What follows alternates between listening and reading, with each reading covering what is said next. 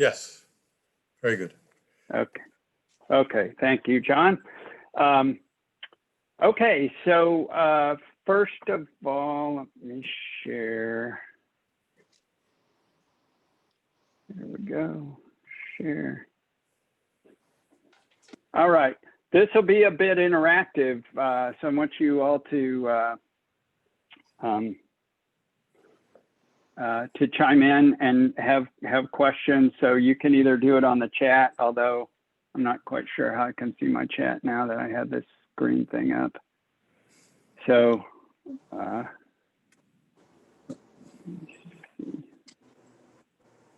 anyway, Ryan, you may need to keep eye on the chat for me. Sure. So just a couple of introductions. I want to introduce, if you guys haven't met her yet, Miss Marta Lilly. So Marta is there in the Hendrick office, and she is running Hendrick operations. Nancy Humphrey has left Hendrick, at least as a paid employee, but she is still around and very supportive, but that's not her job anymore. So anything you need from Hendrick, if you don't like dealing with me, feel free to call Miss Marta Lilly.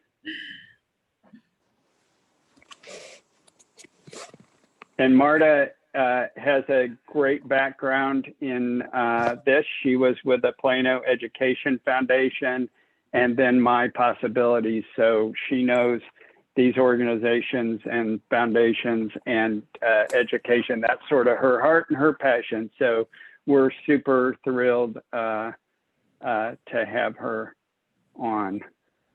Okay, so this presentation will be with Ryan Phillips and myself.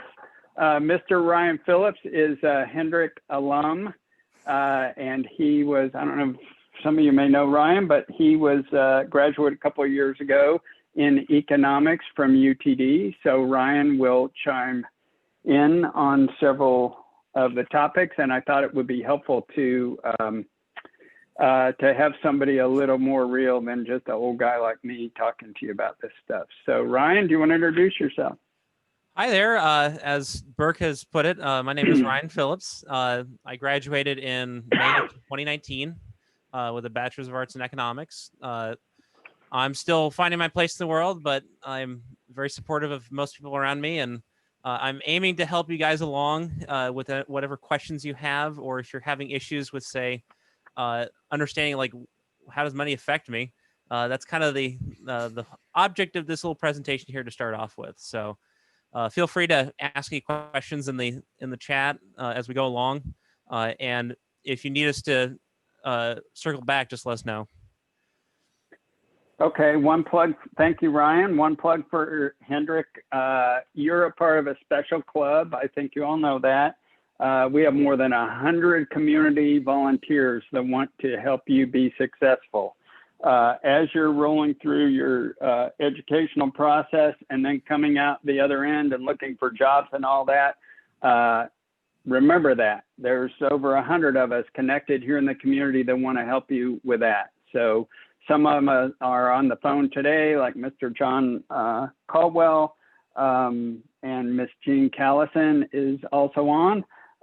Both have been active volunteers, coaches, presidents, all kinds of things for Hendrick. So anyway, please make use of that.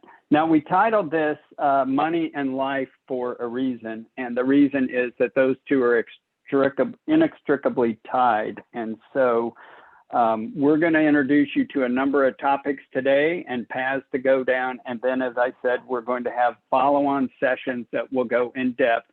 And those sessions will be appropriate depending on where you are in your educational career. So we'll talk about different things to you as you're getting ready to launch, what I call the launch sequence, graduate and find a job, then issues that may be for our freshmen at Hendrick. We're going to tell you some things like, how to think about money, how to get money. That's a good one. What to do with it, and you know, some common mistakes, and we'll even fill you in on secrets of the rich and how they got that way. I'm here to spill the beans on it all, you guys. And who am I to do that? Well, I'm going to share just a little bit of personal info to give you an idea of where I'm coming from. You know me as, you know, chairman of the Student Success Committee and vice president, and basically put on this world to give you all a hard time about encouraging you to do better and be the best you that you can be. There you go. There you go, Burke. So, but I just may represent what your kids will be like. So think of me potentially as a kid. So I would not, as your child, not, well, I know that sounds weird, but let me explain. So if you all got a golden ticket, you have scholarships, you got into college, and you're on an education track, and you are changing the trajectory of your family. Many of you first to go to school, and don't forget, I know all kinds of information about each of you guys. Don't be scared, but you know, including, you know, we go through your finances in pretty good detail as well. So you're changing the trajectory for your family.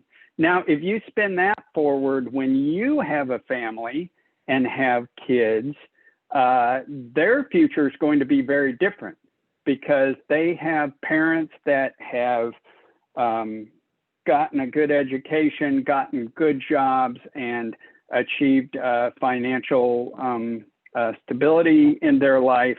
And your kids are then going to just go a step further than that. So let me just, and that's really my situation. If you go back a couple of generations in the Smith family, these are my grandparents. And, you know, one grandfather was, you know, just he ran a little small town newspaper as a one-man band, selling ads and writing all the content and everything. And my other grandfather was just, well, I guess we would call them politically correctly an agricultural worker.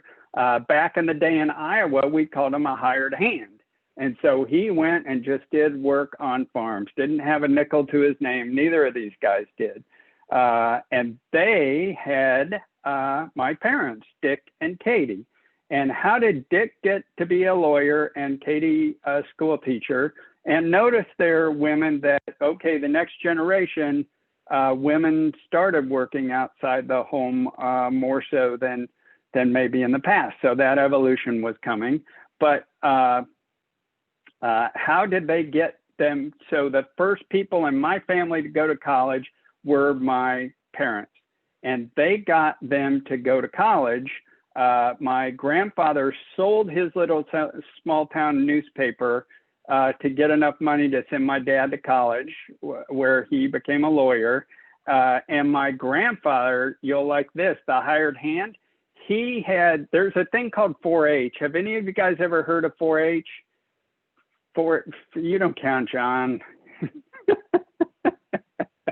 So 4-H is like a program. It's more common in rural areas for teaching kids about agriculture and other things. And so anyway, my grandpa bought her a cow, and she raised the cow and took it to the county fair and showed it. And then she took the money from selling that cow and got 2 cows and 3 cows and 4 cows. And pretty soon there was enough money from the cows to put her through college so she could become a school teacher.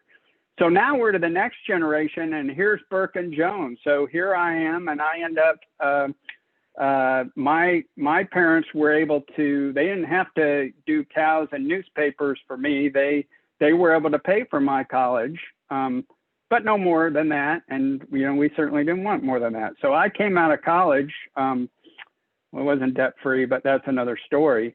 But I came out of college, and we just started, not a nickel to our name, and we started building a career. So see, I got a bit more launching pad. your kids are going to have a better launching pad.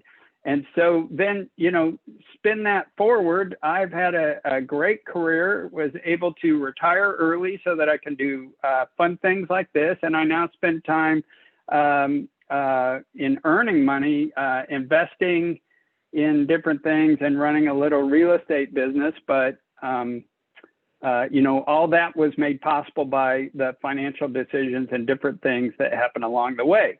Now, roll it one, there's one more generation. So your kids, here's how life looks for them.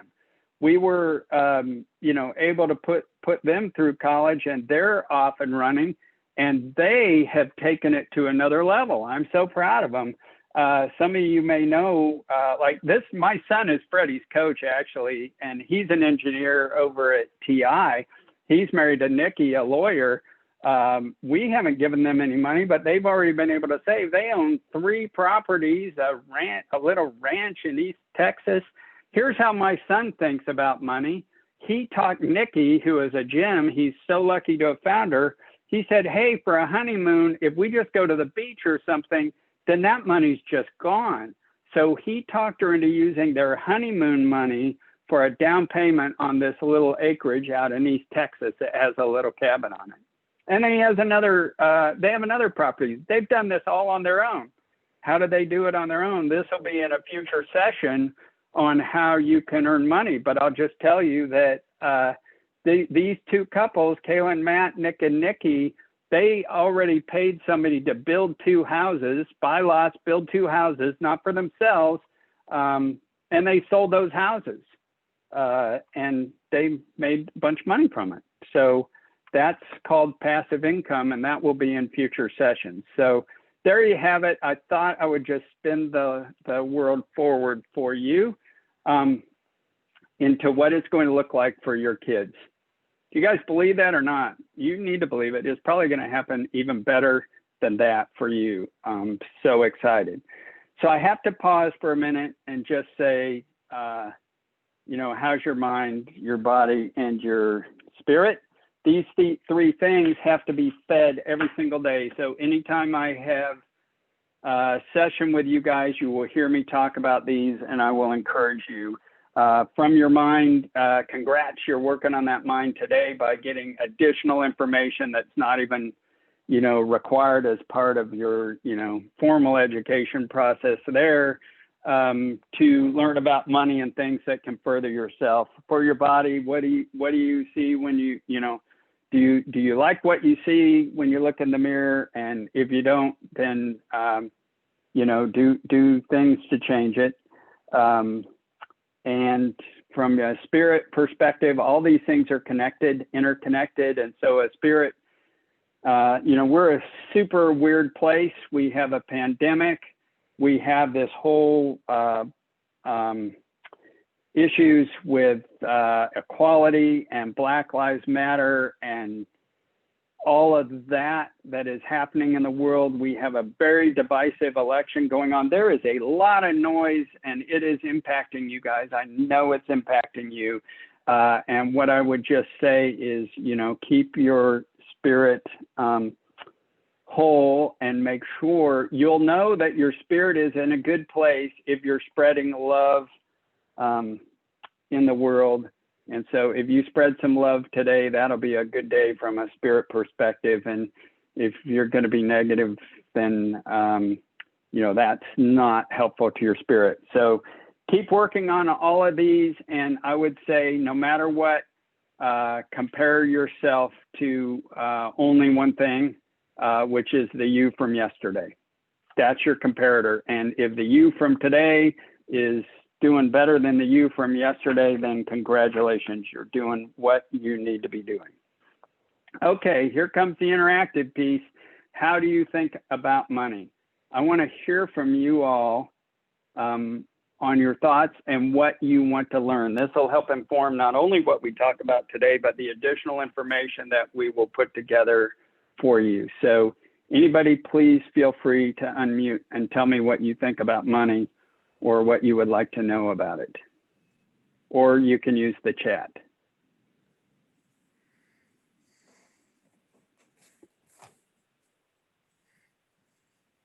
Who's going For to me, start?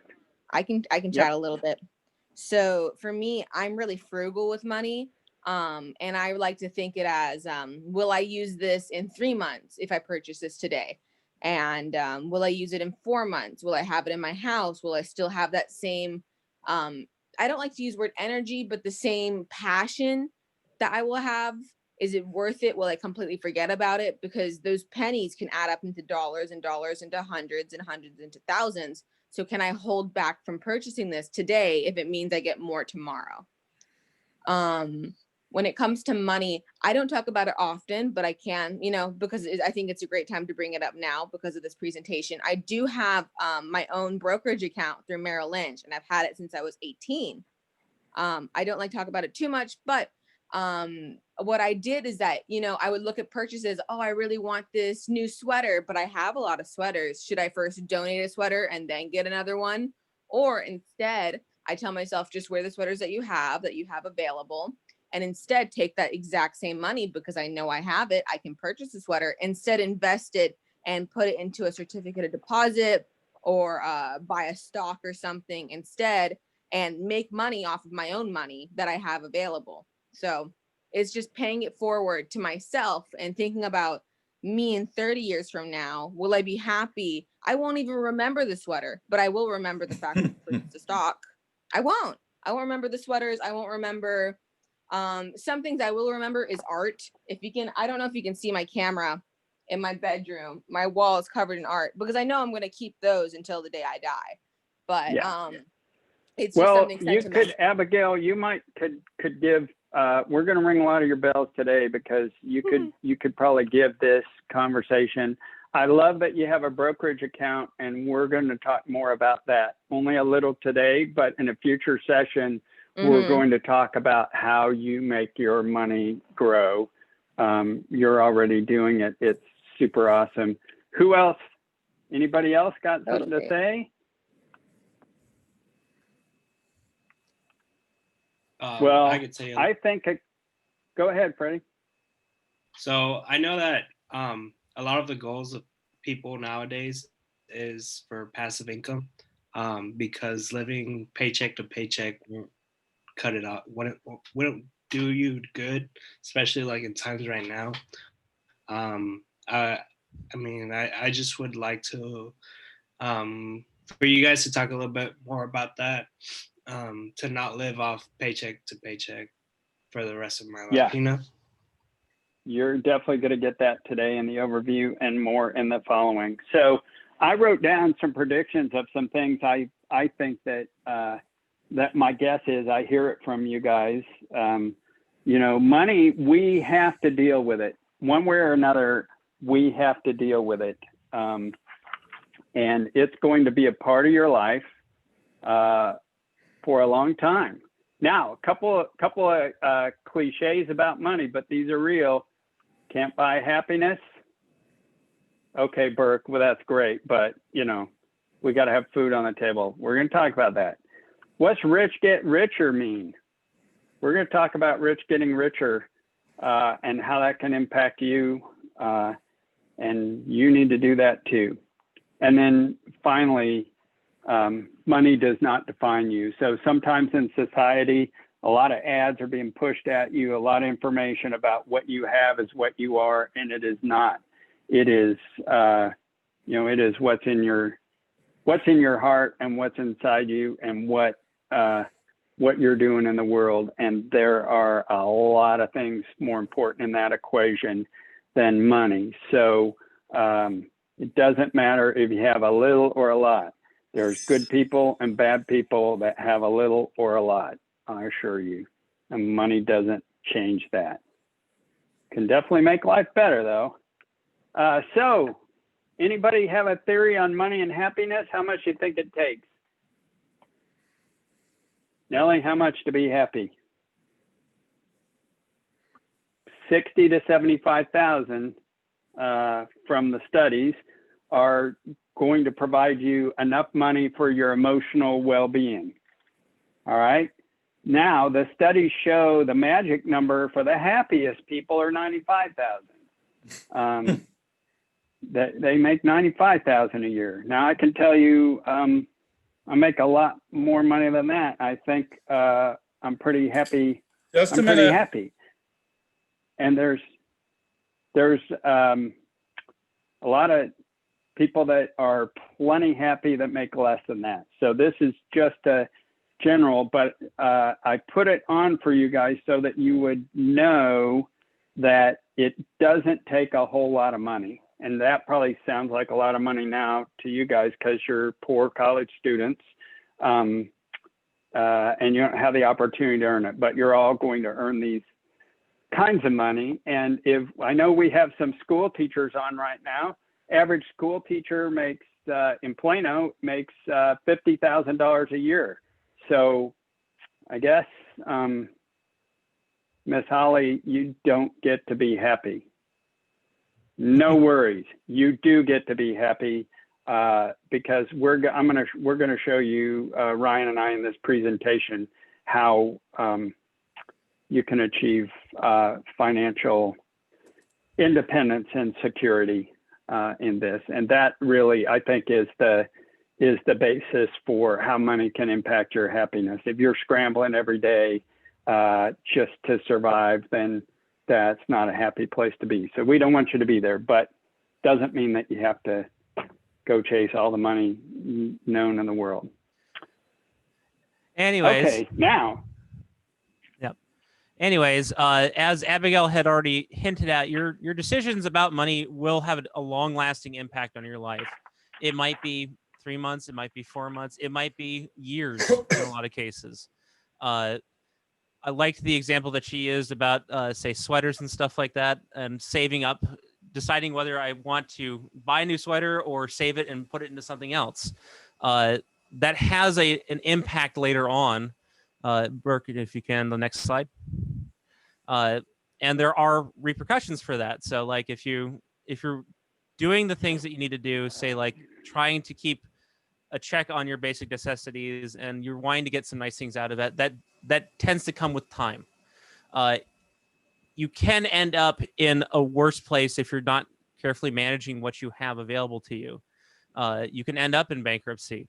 You can end up having bad credit and not being able to get a house or get a car, or having a hard time getting food. There are dangers attached to that, and that's generally stemmed from a lack of a control over your own finances. Let's see. And I think Burke also will show on the next slide about how you might want to think about money as well. Yeah, so bad decisions lead to no fun. Better decisions lead to tons of fun. All right, so got a couple of things on money. You can't ignore it. The money and financial decisions and outcomes are highly predictable. So you have to think about it and you have to deal with those outcomes. And we're going to start showing you how to do that today. It is not complicated. You don't need to be some financial wizard and do all these things. But if you ignore money, then you're going to have a lot of challenges in your life. So I'm happy that you're here because you're thinking about it today, but you're going to need to think about it on an ongoing basis and put it into the right frame. It's super predictable. So I can tell you as a landlord, as a mentor, as a father, you can predict. We can talk about it and see the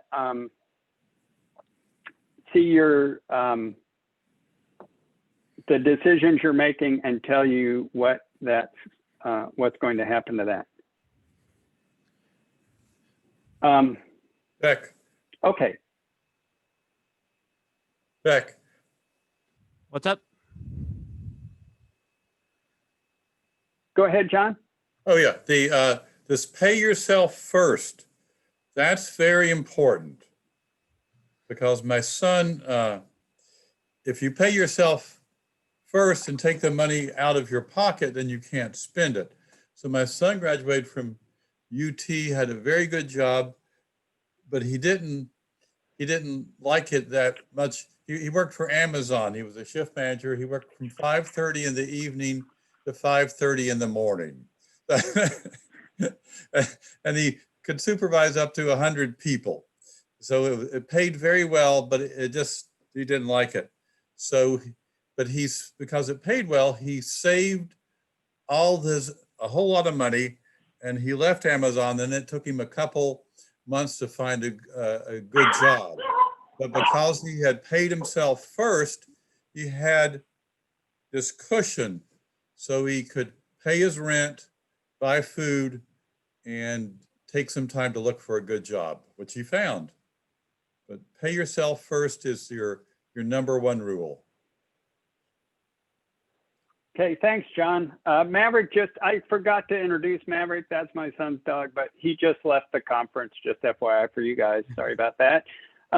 So we're going to start talking about fun stuff like how to get rich. So Ryan's gonna give you the scoop on that.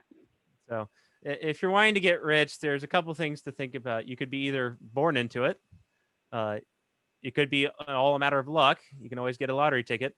Or there is a secret formula in order to actually accomplish this. So I guess the born into it thing, we're not really in control of, and you guys, that ship sailed for all of us.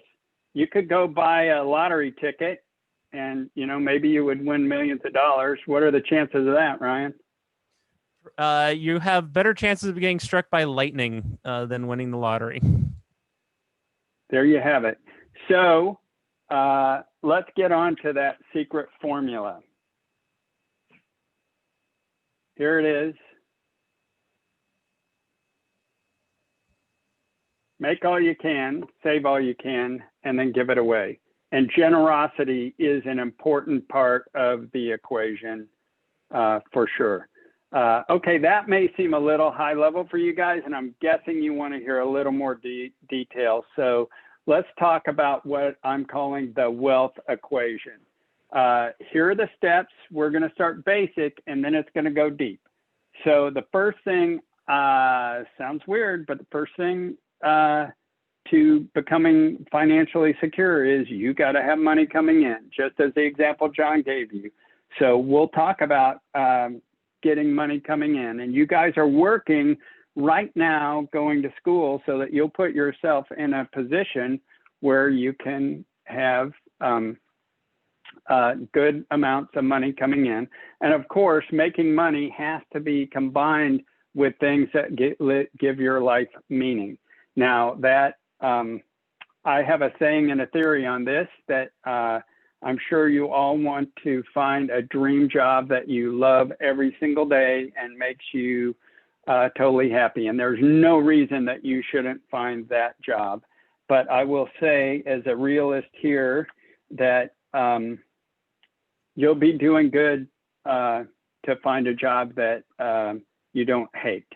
And a job that you don't hate, maybe that sounds a little pessimistic, but you can get yourself in a job that, it's not the best thing in the world if you were doing it every day, but it has its moment, it fills you up, and it puts some meaning to your life.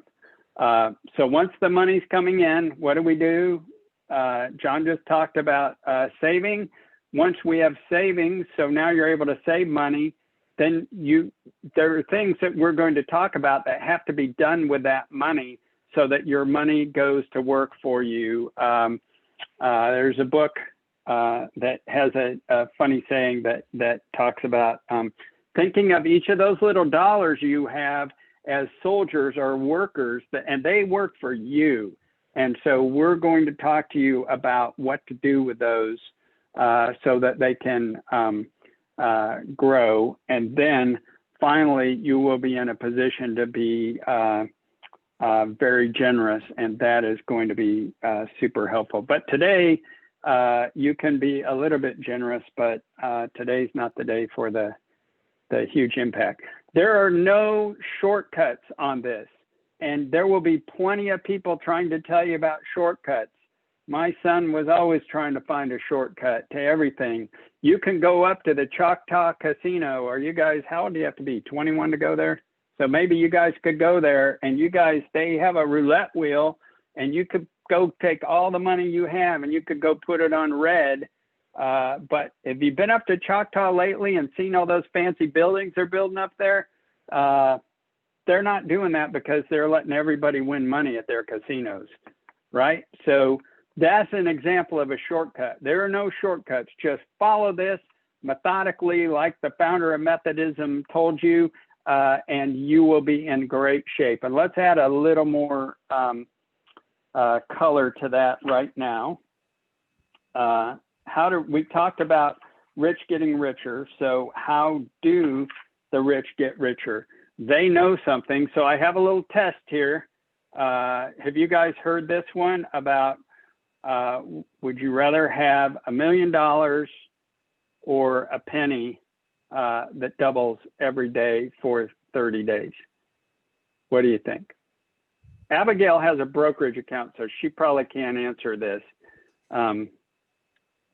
John, you're not fair. You can't answer. It's for the kids. Not kids, scholars. What do you think, Nellie, Nancy? How about you, Alfredo? What do you Faith? think? I'll Peanut? take the double. You take the penny? Yes. Good choice. You guys know it's a trick question, right? So, but this is rich getting richer, okay?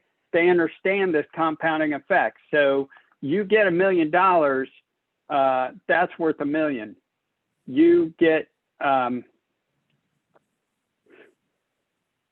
penny doubling every day, and it's 5.3 million. You look at how that could happen. Look at this. After 15 days, you're pretty sad that you didn't take the million because you're sitting on $163. But that grows quickly because every time it's doubling.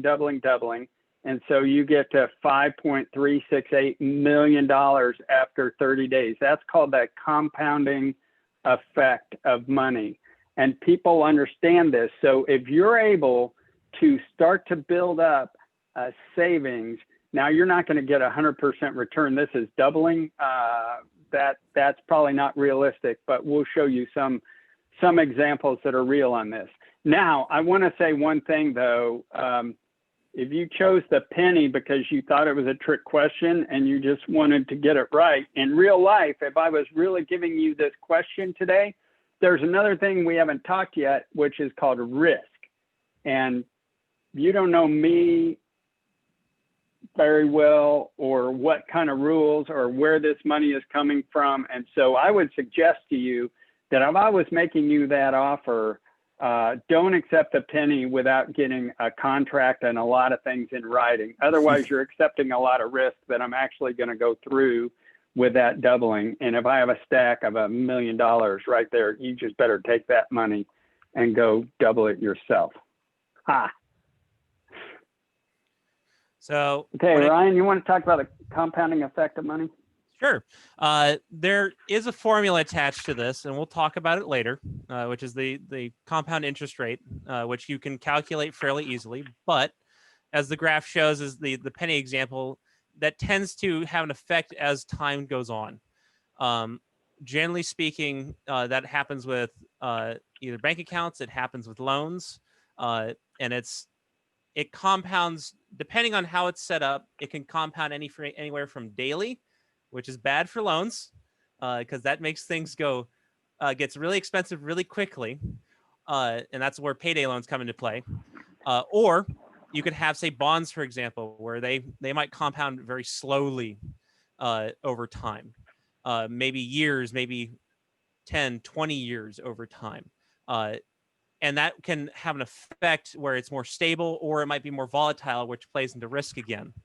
Depending on if you're playing with the bonds or if you're playing with the stock market. But that's another story for another day. If you move on to other examples of, like, say, trying to do that in your own life, you can take your savings account, for example. Or you can take, say, some of your savings and invest it into a couple of stocks that appreciate over time, where the interest rate affects it over time. So like for some people, Burke, you mind give me another click? Thank you. For people who might have, say, an average income of say like 50,000 or 58,000, if they just took a little bit of that money and invested it, the let's see, where was I? The compounding interest on those investments will help them out along all along the way, and it will help them get to say $1 million at the end of the day, which the next slide does show. Say if you had, there you go. Say if you had say a savings rate of 20% and you invested some of that money, you will end up at $1,000 given enough time. So it's something that it doesn't need to be complicated. It can be as simple as just putting $50 into a savings account a day, or it could be as simple as if you have, say, a brokerage account, you can add a little bit to it every so often. But there are options available for that.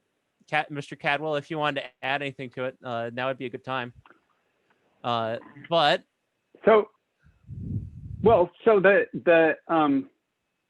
if you're a school teacher, what Ryan's saying, or a police officer, you can easily retire with $1 million. It just takes a little bit of discipline. And this is on a 5% annual return. So you're getting 5% interest or growth on your money. That's what this chart is. But if you take the S&P 500, do you guys know what the S&P 500 is? The S&P 500 are the 500 largest companies in the stock exchange. So it's 500 publicly traded companies that you can buy stock in.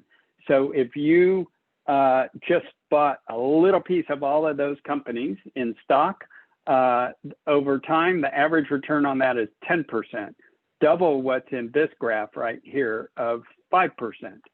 So a school teacher not even doing anything outside of school, like to earn other additional money, and I think there is a lot of ways to earn additional money, can easily retire with more than $1 million.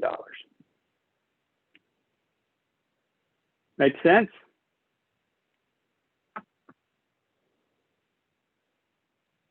Okay.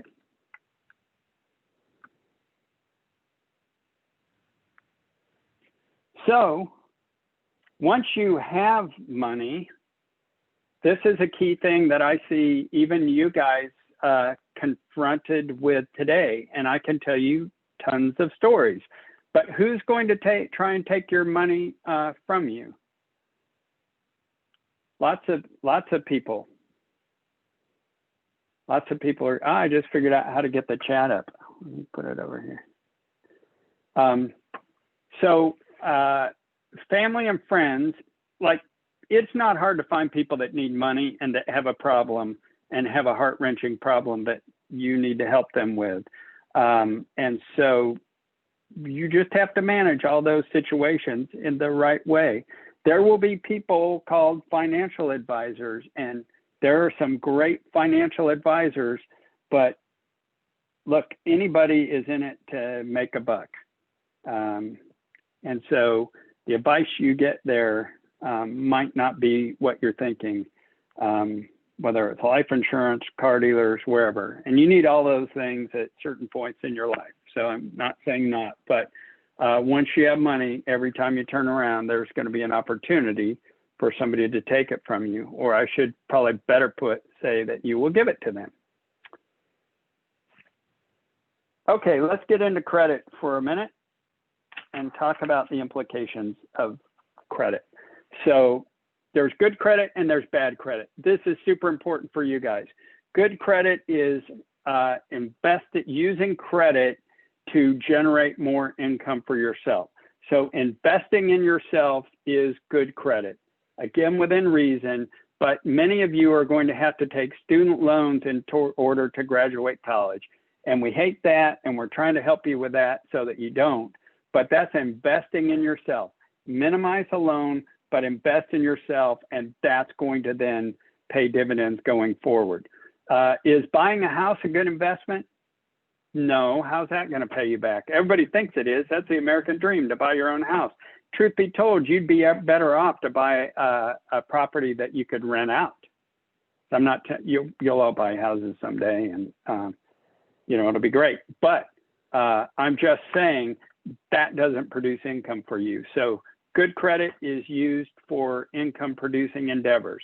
Bad credit, I put them in red. I'm sorry it hurts your eyes, but look at the average rate on a credit card for 14.5%. It's not hard to find credit cards that have a 20% interest rate on them. So if you leave $1,000 sitting out there, you're going to be paying double for everything you're buying on that credit card.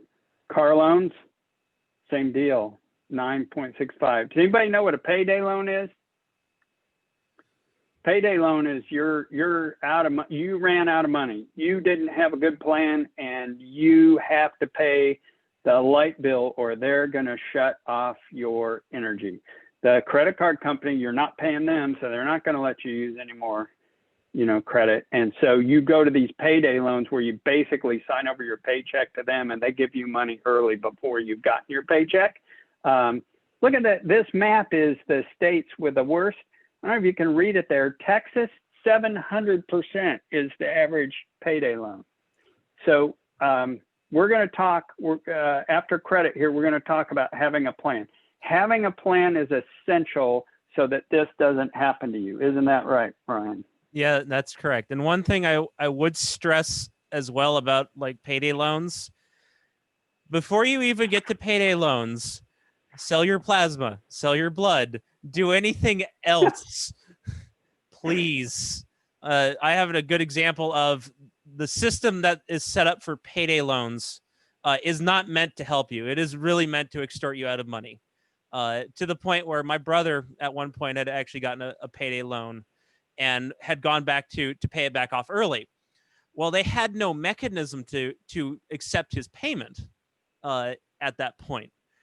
He had to have them call up their corporate office in order to okay them to accept his payment early. Just think about that for a moment. They're not even set up to allow people who are diligent about it to actually pay off stuff. So it's not worth it. It really isn't. So I would.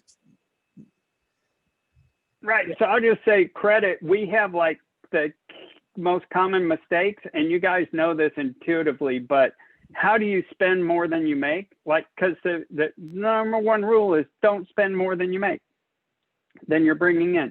It's the number one rule. This is how that happens.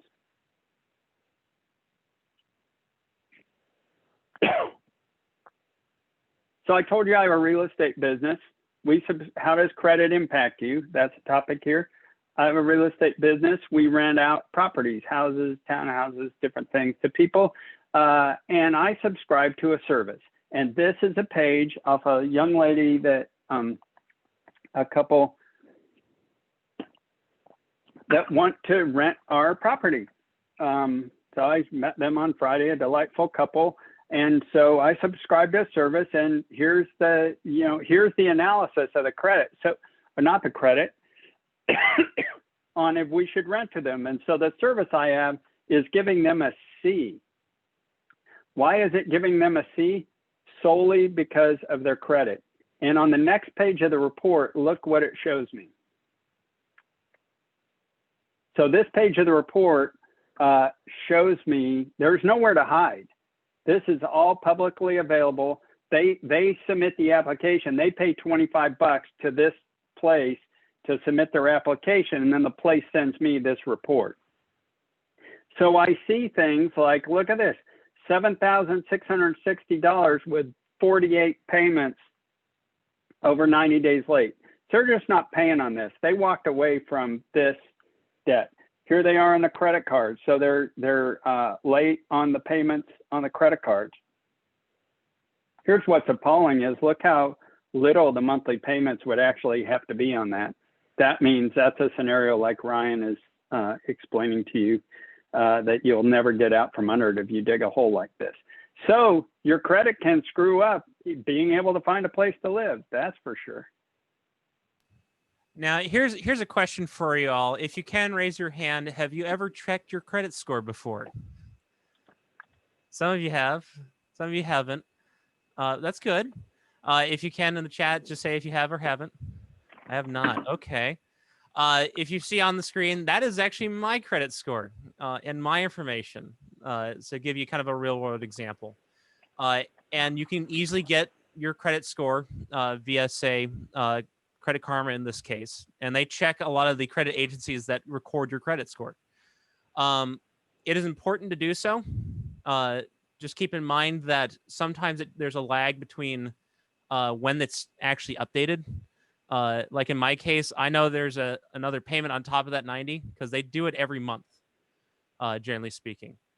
But when it comes to your credit score, it is what determines whether you can, say, buy a car, own a house, own that really nice appliance or furniture or something like that. That's what determines it.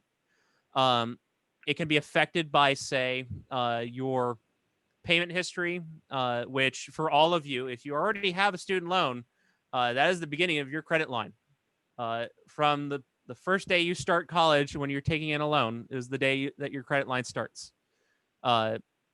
Now, for most of you, you won't start paying it until you graduate and then 6 months after.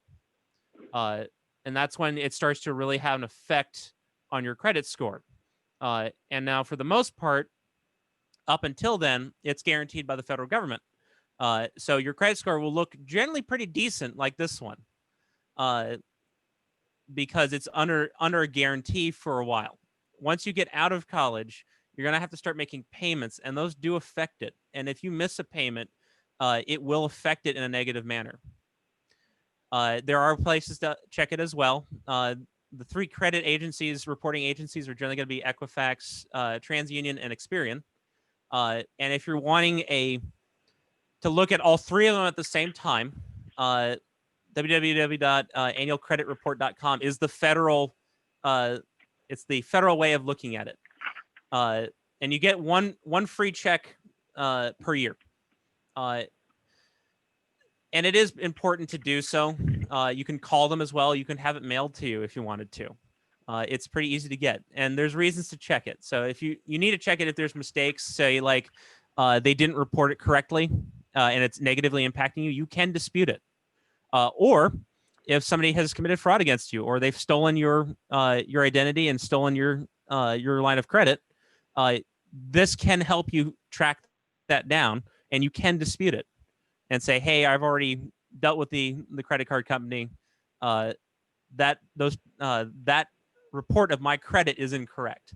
And it's important to do so because it does close doors to you if you don't. And as this slide shows, there are different types of inquiries as well. So like, say if you went to like, say, Credit Karma, for example, you could check it and it doesn't affect you. It's known as a soft inquiry. But say if you want to apply for a loan, that is known as a hard inquiry. That's what the loan agency will do. And if you do that multiple times, going from, say, car place to car place, that will stack up. That will negatively affect your credit score. And eventually it will catch up with you. So it's something you don't want to do very often and don't want to have done very often. And that's done, and it's affected by also when you pay your credit cards, pay your student loans, or pay your car payment, generally speaking. So another thing to keep in mind when it comes to vehicles would be vehicles are a great example of what's known as a black hole when it comes to, say, Let's show them. Yeah. Show them the black hole. Yeah, show them the black hole. There's a difference between, say, like a new car and a used car. When it comes to a new car, there's generally, you're doing a loan payment. You're taking out a loan to buy a car. You're paying interest on top of that as well because you are incurring interest while you're paying it off. You'll end up with less money out of that. You're ending up paying a lot of money for it. And then if you're trying to get rid of it, well, you're losing money out of that too. think the average was that once you drive a car off the lot, you're losing about 20% of the value of the car immediately within the year. And so sometimes it's a better idea to get, say, a used car that you know about and pay less for it, and then take the rest of that and invest it into something else. I just wanted to be really clear about this decision, Ryan. So you have $10,000. Well, okay, we got a picture of a Mustang. You can't get that for 25 grand, right? But let's say that it's some kind of cool car, right? That you want for 25,000. You have 10,000 in cash. You're going to get a loan for 15,000. At the end of the day, you've paid 18 to 20,000 on that $15,000 loan. That's money you don't have, and now you got an old car. Well, if you took this stylish ride on the right, then look at that, and you took those payments that you were going to make, the $250 a month payments you were going to make on your $15,000 loan for the fancy car. You see where I'm going here? Mm-hmm. What would happen? You'd have $25,000. And that $25,000, assuming it was over in that, like John was talking about, pay yourself first, then you could leave it in the market for 10 more years and be worth 68. 10 more years after that, that's $185,000. Mm-hmm. But there are caveats to everything as well. When you're looking at, say, both new and used, just keep in mind there are costs to everything, as going back to that slide at the beginning. There's no such thing as a free lunch. And even if you're trying to save money, there are costs attached to that. So just keep that in mind. Hey, Ryan, you know what we need? What's up?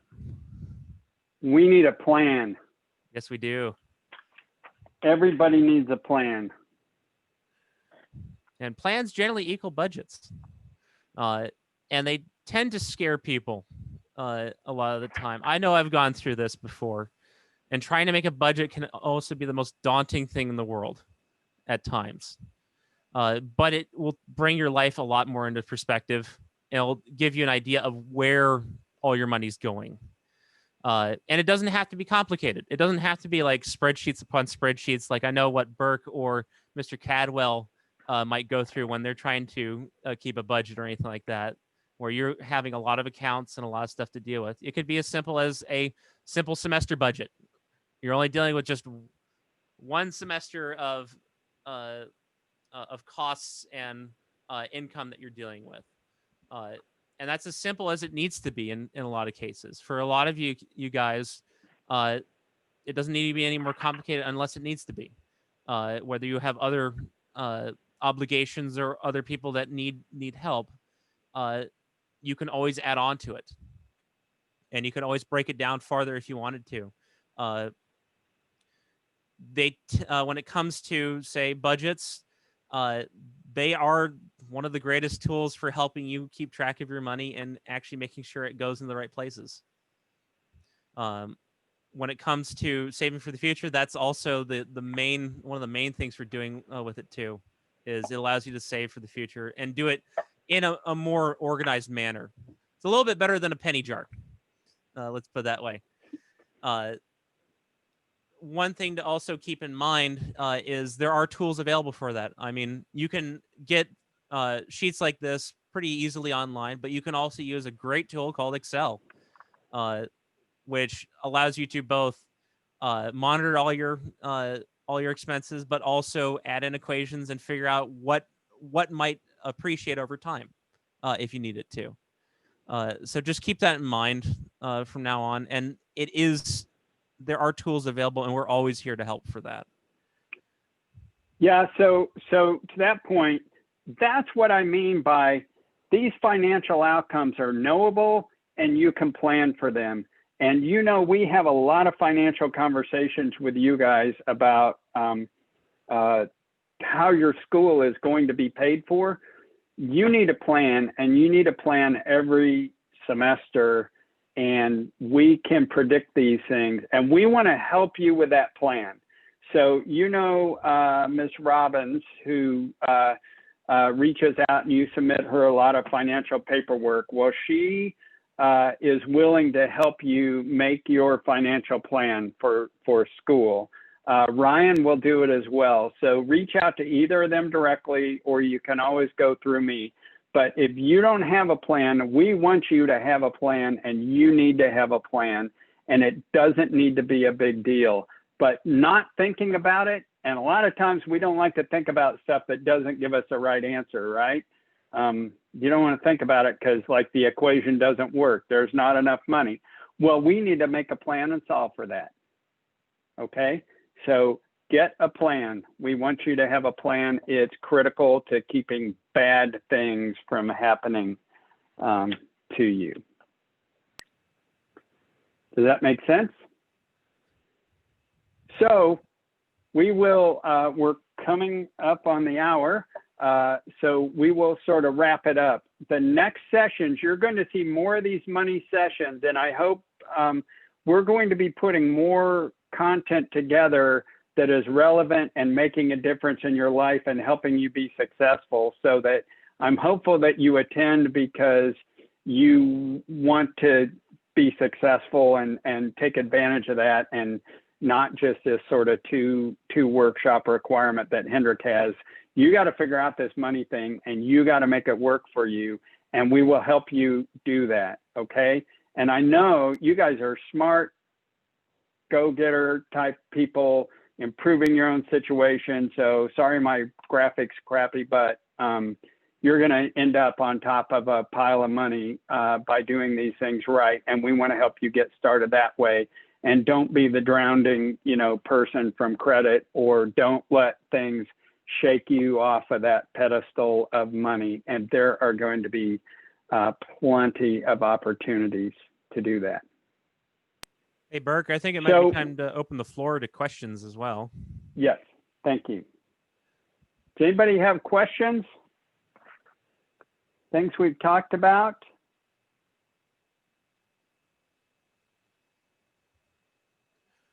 Any questions at all? I know you guys, like I said at the top, I know a lot of your situations. We know most of your situations actually, and they're complicated. It's a little bit complicated to figure out right now, but it is all knowable, and we want to help do that, and we want to make a plan that can make that work for you. And the situation that many of you are in, things can go off the rails quick. And they've gone off the rails for some of you all, and we know how that feels, and we want to keep it from going on, help you keep it from going off the rails.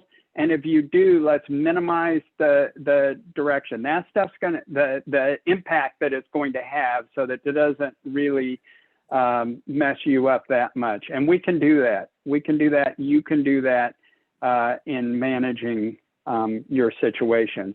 So the next one that we will probably put on will be more of a workshop where we go into depth about working on your plan. So that will be specifically aimed at people earlier in their college career, making the plan for that. And then coming right behind that, we'll go to the other end of the spectrum, because we have an inordinately high amount of juniors and seniors in the program.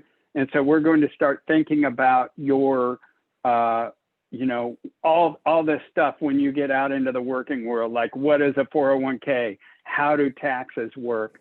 There are lots of things. We don't want to overwhelm you out of the gate, but my closing message here is don't overcomplicate it and don't ignore it.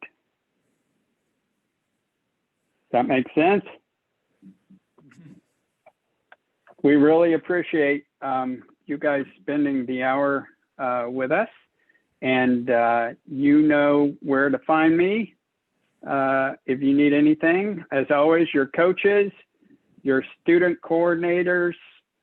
You met Miss Marta Lilly today, Diane, Ryan, Mr. Caldwell, Gene Callison. We're all here for you. So reach out, take advantage. That's a good club to be a part of, and we want to make sure you maximize it. Yeah, if you guys ever have any questions, feel free to either send us an email, give us a call. We're always here and willing to help. And Maverick's back, by the way, too. He's over there sleeping in the chair. He says goodbye and good luck. Midterms are probably coming up. Although I don't even know if it's midterms now. That's like, I hear finals like moving all over the place. So we're just thinking about you guys every day, hoping and praying for the best in these crazy times. So thanks for all you're doing. Keep your head down and stick with it. Yeah, please all be safe. All right. All right. Thank you. Thank Take you. care. Take care. Thanks. You too. Have a good day. You too. Bye.